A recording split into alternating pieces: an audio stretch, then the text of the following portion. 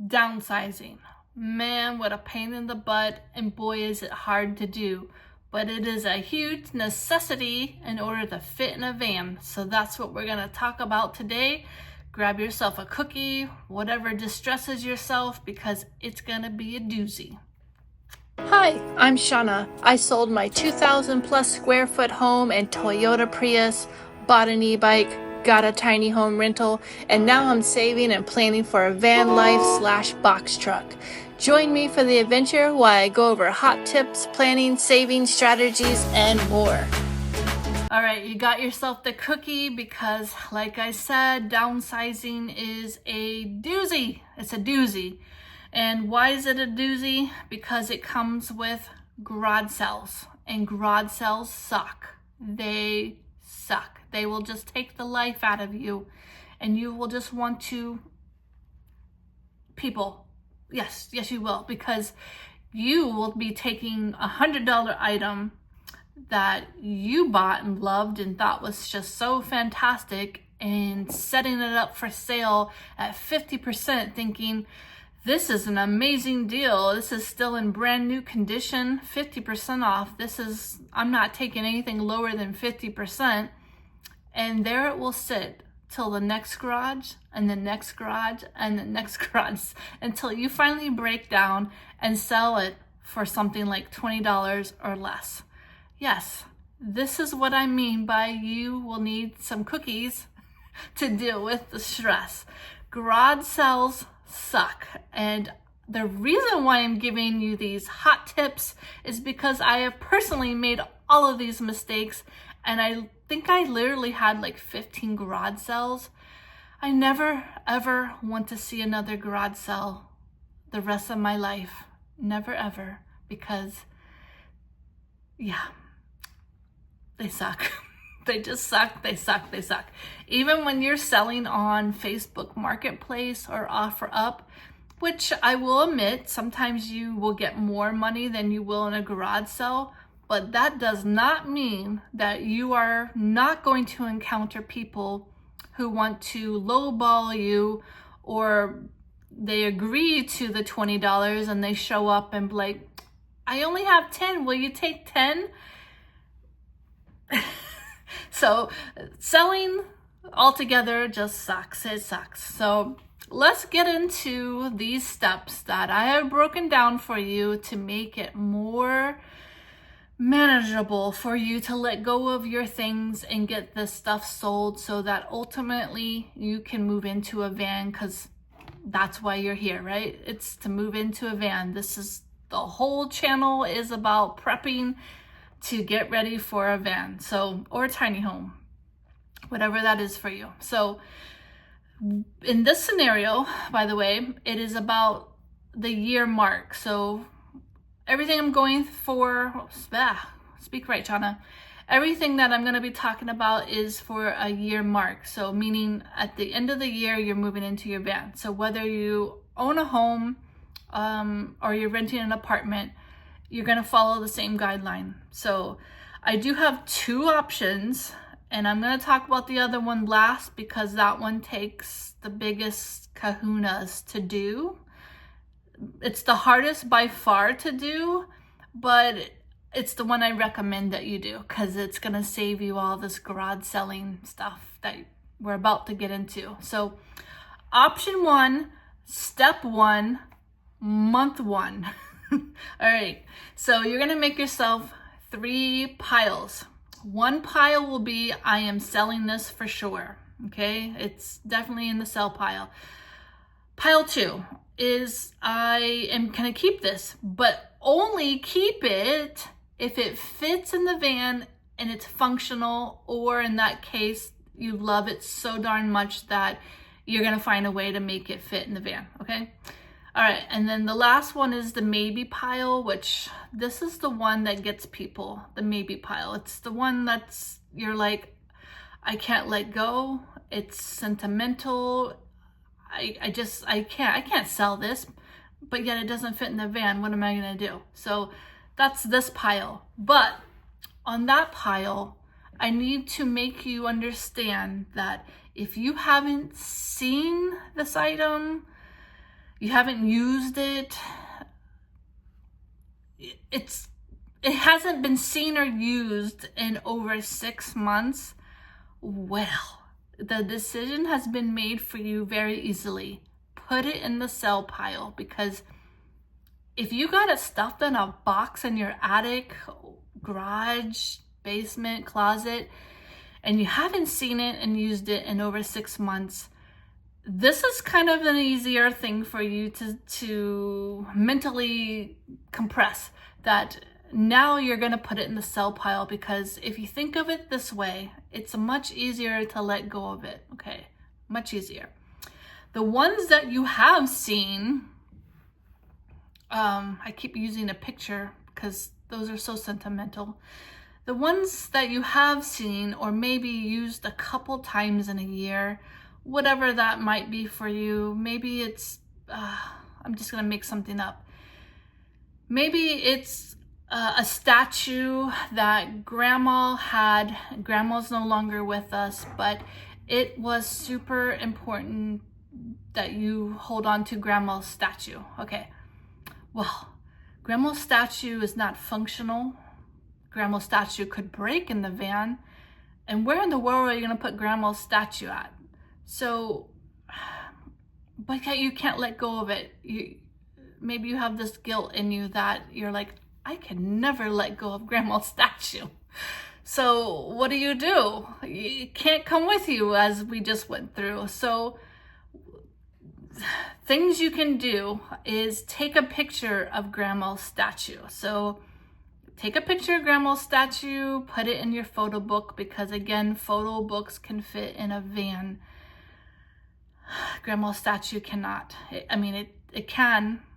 Are you willing? Is it going to be in that one pile where you're like, you're willing for grandma's statue to travel the world with you? So you're going to have to put some like glue or some kind of magnet thing to put it on your van counter so that it doesn't break during your travels. Okay, if you want to do that, yes. But I'm just presenting other ways that you can let go of sentimental things that you're having a difficult time with. So if it's that case, you can still bring it with you and secure it somehow, or you can take a picture of it, put it in the photo book, and when you're going through the photo book, then you can be like, oh, grandma's statue, and then you can cry and have a good moment about it. Okay, but it's still with you, and that's all I'm gonna say about that. But that's step one. Okay, so step one, organize. Go through every single closet in that house or apartment, attics, garage, basements, all spaces. Get yourself organized into 3 piles. Okay, moving on to step number 2. Now you need a cookie, because this is where the garage sales are kicking in on step 2. So, ready? You're gonna sell things at 80% or less. I know that is stinging. It is totally stinging. And that's why I said get the cookies, because 80% off. You have bought something, you thought it was fantastic. You bought it, it was $100. You're having to sell it for $20. And that part is the part that sucks and the part that stings. And at the garage sale, when someone offers you $10 for it, that's when you're gonna wanna that, and you're gonna lose your mind. But I am encouraging you, based off of my mistakes, that even though they are offering you $10 on an item that you are selling for 80% off, and they can't even give you that, just sell it at the $10, because step 3 is gonna involve another cookie. So trust me when I say just take the darn $10, even though you want to punch them. Don't punch people. Even though you're just losing your mind that someone has offered you $10 on a $100 item, you're gonna take it, because it gets worse, like I said. So step 2, sell your things at 80% or less at that time. Okay, ready? Moving on. Oh, and by the way, step 2 is at the 6-month mark, in case I didn't say it already. You're 6 months into moving out of this house or apartment into a van. So that's why you gotta get the stuff going. 6 months is gonna go by like that, okay? So sell it at 80% or less on step 2. All right.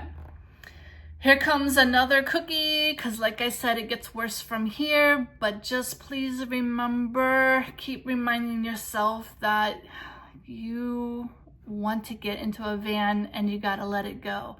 Let it go, let it go. All right, so step 3 is the, what month are we gonna be at? 9-month mark. 9 months, so it's go time. You're gonna sell everything that didn't sell on step 2 for 80% off for $5 or less. 5 or less. I told you it's gonna get worse. So sell it, because if you, guess what? You're gonna hear me repeat this. If you don't sell it for $5 or less, you're going to go to the next worst scenario, which is donating, which I know if it's going to a good cause, it's not such horribleness, but you get what I'm saying here is take at least $5 versus no dollars. That's right. Some money is better than zero. So take the darn $5, even though it sucks. Okay? Take it. Trust me. Someone offers you $1, take it. Take the darn dollar. Get this garage sale over and done with, because you're probably tired of being out in the hot sun, pulling that stuff out into the driveway, pulling it back in because nobody bought it. Just sell the stuff for $5 and under, as much as it stings, as much as it sucks. Because there's no more selling at this point, by the way. When you're at the 9-month mark, this is critical go time. You should not be selling anymore after this point. It needs to go. It's either sold at this time or getting donated, okay?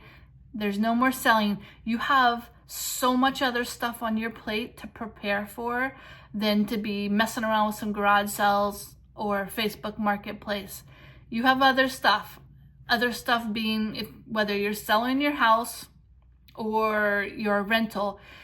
As you know, you have to get, like, especially as a homeowner, you gotta fix up all kinds of stuff that is broken. I don't know if, whatever that is, patch some holes, whatever. You have to get the stuff all nice and pretty for the next buyer, if that was in the contract. We're not going that way. But I know as a renter, you agreed when you signed it to leave your place the same way as when you found it. So patching up some holes, cleaning, that stuff all takes time. You don't want to have to be dealing with garage sales. Please don't do that to yourself. It's not a good scenario to be dealing with that. You should also, at this 9-month mark, being that you have sold everything except for the things you are keeping for the van, that means, I just want to make this a reality for you, that you've sold your bedroom set. So you should have at least sold your bedroom set at this point, because you can always sleep on the mattress, which is what I did. So I went ahead and sold the bed set when I had an offer on it, because who knows when another offer was going to come around. Sell it when it's getting offered up to buy. Sell it, because you can take the mattress and sleep on the floor, just like the good old college day when you ate ramen noodles and slept on the mattress on the floor, okay? You can do it again. So sell the bed set, sleep on the mattress, and when it comes down to go time, like this is what I did, is I knew I'd be selling this mattress for super cheap, and I did. I sold it for like $20. But I also knew that's what I was going to do by keeping a mattress to the last moment. I didn't want to be on an air mattress, so I'd rather keep my mattress and sell it for dirt cheap at that point. So it's something to think about. Excuse me, cat hair right there. So then the next point is I was going to keep my, beach chairs. So I knew my beach chairs were going to come with me in my van. So being we sold the sectional couch and the recliners, dining room table, all of that's gone at this point. So you're like, what, sitting on the floor, or just use the beach chairs if you were keeping beach chairs for your van life. So that's what we did. We sat in our beach chairs to watch TV and eat dinner from there. So empty house. You can literally like echo in the house. And that's the way it should be, because everything that you now have at this point has to be coming with you in the van. If you didn't sell it at the $5 off sale, it's getting donated to the curb, or better yet, to a good cause, which we're going to talk about that next, because we're now going to go to option number 2. That was option 1 with all those steps, downgrading to the very end. Option 2 is the one where I said it's the hardest, but it's the most, hardest but easiest. Does that make sense? And okay, let me explain it, and then maybe you'll know why I said hardest but easiest. So it's the hardest to let go of, but man, it saves you from all the garage selling. So basically, at the halfway point, you're gonna basically have one garage sale, or not. You don't have to. But if you do choose to try to garage sell, it needs to be the $5 off garage sale. Yeah, I know. $5. That sectional is $5. That couch is $5. The bedroom set is $5. Because, once again, $5 is better than $0, and you're going to just donate it on option 2. So option 2 was just a one-time garage sale. Whatever doesn't sell at that point is getting donated. Or if you don't want to do the garage sale, everything is just getting donated. That's what option 2 is about. It's just the most simple one, but it's probably the hardest one, because you're just letting it go. But once you let it go, whether you did option 1 or option 2, I'm telling you, once you let go of things, you're gonna feel such a weight come off your shoulders. Like, why was I hanging on to all of this stuff for years, toting it around? You're gonna have some satisfaction after you have let it go and realize, man, why have I been hanging on to this stuff? So that part is easy, but letting it all go in one swoop for something crazy cheap like that, that's the hard part. So donations, I was gonna talk about that. So we chose to do the veterans, and they come with a truck, and basically you put all the stuff out on your porch or driveway, and they come and pick it up, and they give you a tax write-off receipt. So if you don't want to deal with garage sales, that's why I'm saying you can do a donation and do a tax write-off. That's one way to go at it. So there are other ways you can donate and have a feel-good moment with yourself, which kind of makes it easier to let go of your things. If you think about it this way, again, we're switching our mindsets here, that if you join like a group, like a Facebook group of your city, you're gonna start noticing that sometimes there'll be a family reaching out going, hey, does anybody have anything they can donate for whatever reason? Something bad has happened, whether they lost a job, God forbid, they're home due to flood, fire, something like that, or domestic violence, and they're starting all over. They need some things and they need them free. Well, this is where you can donate all of your stuff and have a feel-good moment. So it kind of helps with the blow of letting go of your stuff when you know that you have helped somebody else in need. Your stuff is now going to help that person start over or get out of a pickle that they're in financially. So that's option 2, is just one-time thing, donate it all. Or like I said, have a garage sale, whatever it doesn't sell, donate it all. So there you have it.